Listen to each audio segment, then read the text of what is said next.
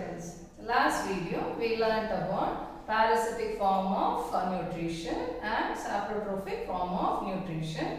Today in this video, let us learn about another mode of nutrition, that is symbiosis. So what is symbiosis? So here sym means together, bio means life. So what is symbiosis? Symbiosis means to live together or living together. Okay, so it's another mode of nutrition where two entirely different organisms live together for mutual benefit. That is, two entirely different organisms. So it's a mode of nutrition.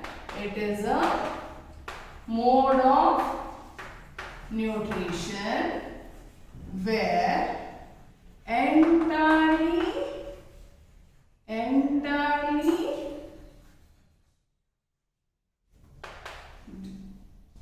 two different organisms live together. Organisms live together for mutual benefit. For mutual benefit. This mode of nutrition is called symbiotic mode of nutrition or symbiotic relationship. So let us go through the definition once again. It's a mode of nutrition. What mode of nutrition? This is again heterotrophic mode of nutrition where entirely two different organisms live together for mutual benefit. So when you just look at the definition, so you may get a doubt. Ma'am, in parasitic mode of nutrition also, two different organisms are living together, right? So we learned that like Cuscuta, the plant parasite living on another plant, that is other photosynthetic plant, right? But there they are not living together for mutual benefit. Only one is getting the benefit, other one is getting harm, other one is getting destroyed. The photosynthetic plant is giving food, other one is taking the food, and in the end it will destroy the plant. So here both are getting the benefit. Both two organisms which are living together, they are getting the mutual benefit. That type of nutrition is called symbiotic mode of nutrition. Symbiotic mode of nutrition. Here two entirely different organisms live together for mutual benefit. So let us see an example. With the example we'll understand better. So here the best example what we can give is lichen. Lichen is a best example to understand symbiotic mode of nutrition. So what are lichen? Okay, lichen, here two different organisms, they live together. Which are the two different organisms? In lichen there is one photosynthetic organism, an alga and a fungus. An alga and a fungus.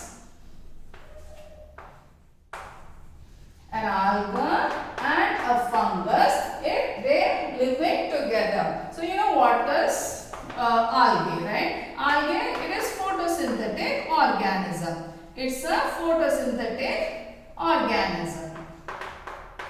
Okay. So algae you have seen, like on the pond and all, you see that green color, slimy growth, right? So it is mucilaginous, it is slippery to touch. So that is algae, right? And now you know what is fungi, right? Fungi, there is saprotroph.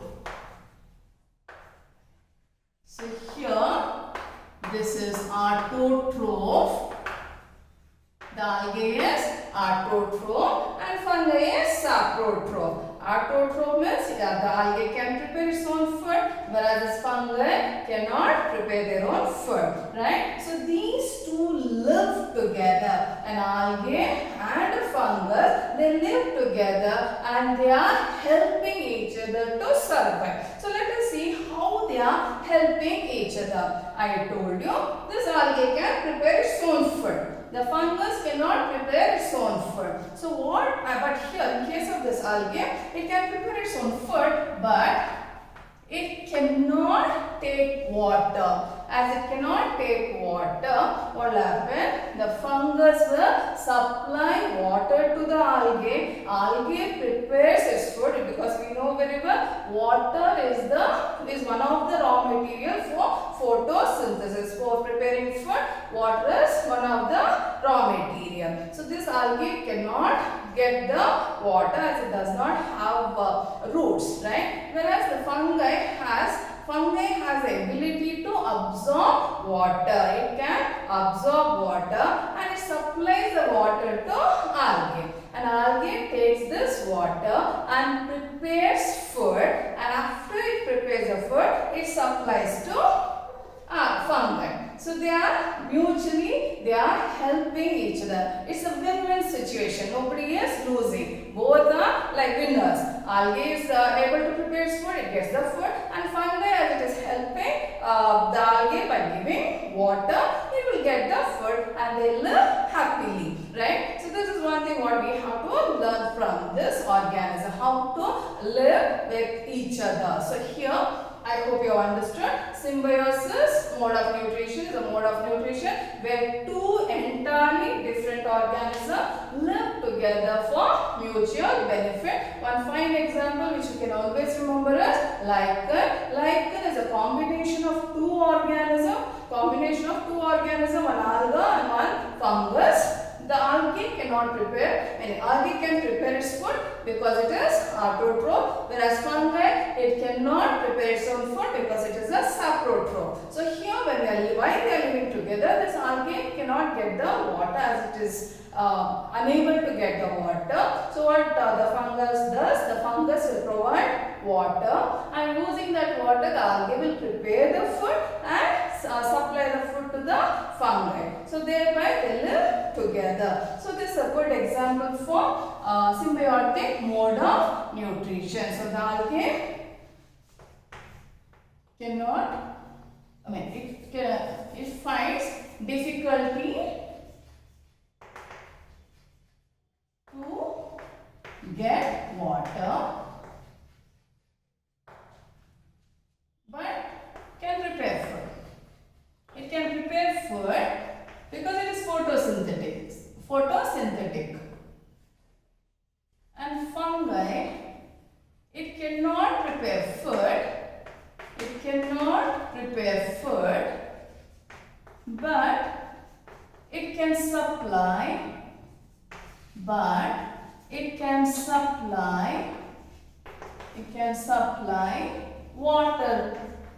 supply water to this particular algae. We are not talking about the entire group of algae. This is one particular kind of algae. Okay. So what happens? They are helping each other to survive. Okay. So this is symbiotic mode of relationship. Okay. So you will also come across with symbiotic mode of nutrition in different organisms. One common thing which we have observed in our daily life is, like you have seen some cattle moving or grazing in the field, and you see one stork or the egret. The stork sitting on the cattle, right? And have you observed that? If not, next time you can observe that. Wherever this cow or the cattle are grazing, you will come across with this particular bird moving along with them. So why it is moving along with them? So they move along with them, or they are found with them because this cattle will have ticks on them, the parasites. Ticks will be there. So this will go and peck on it, and it will feed on those parasites. Okay. And what is the benefit here? The cattle will be freed from the ticks and the bird will get the food. So there is also symbiotic mode of relationship. One more very interesting symbiotic mode of relationship what we can see is in a crocodile. A crocodile and a bird. Okay. So this crocodile will keep its mouth open and this small tiny bird will enter inside its mouth. Okay, inside its mouth, and it will start pecking on its teeth. On its teeth, it will remove the flesh which will be stuck in the crocodile's teeth. Okay, and it cleans the entire teeth. So the bird will be acting like a dentist. Okay, and it will get the food, and the crocodile will be freed from those flesh which will be stuck in the tooth, in its teeth. Okay, so that is also one kind of symbiotic mode of relationship. Okay, then one more mode of relationship, symbiotic mode of relationship is what I can tell you is we have in our own body. In our body, we have bacteria which we call it good bacteria. We have in our body that is called gut bacteria. Okay, gut bacteria, or these are the good bacteria. Okay, these bacteria, they live in our intestine. This bacteria name is E. coli. Its name is E. coli. It is present in the large intestine. It is present in the large intestine. So how we are benefited from this bacteria? The E. coli will synthesize. It will prepare. It will prepare one of the important vitamin, that is vitamin B complex. See, the bacteria which is taking shelter in our large intestine, it will help in synthesizing or preparing vitamin B complex. So we are benefited from the bacteria. In what way this bacteria will be benefited? It gets food. It gets food and shelter in our body. So it's a symbiotic mode of relationship. Now we understood. So when we talk about parasite, here there are also two different organisms living together, but only one is getting benefited. Okay, not the other one. Other one gets destroyed. But here in symbiotic mode of relationship, both the organisms are getting benefited. That's why it is called symbiotic mode of relationship. Okay, I hope you have understood.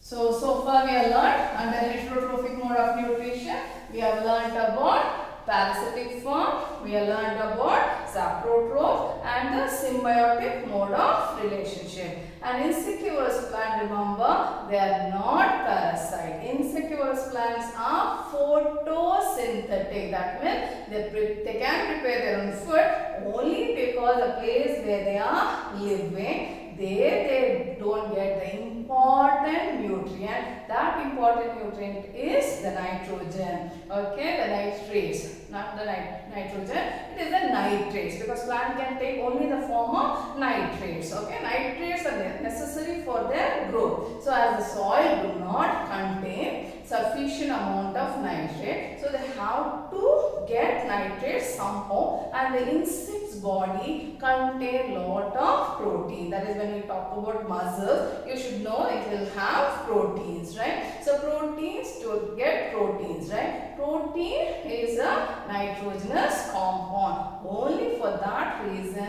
they trap the insect. They are not parasite. Make it clear, insectivorous plants are not parasite. Okay, so much we have learnt it. Okay, next video let us talk about one more symbiotic mode of relationship. Okay, thank you.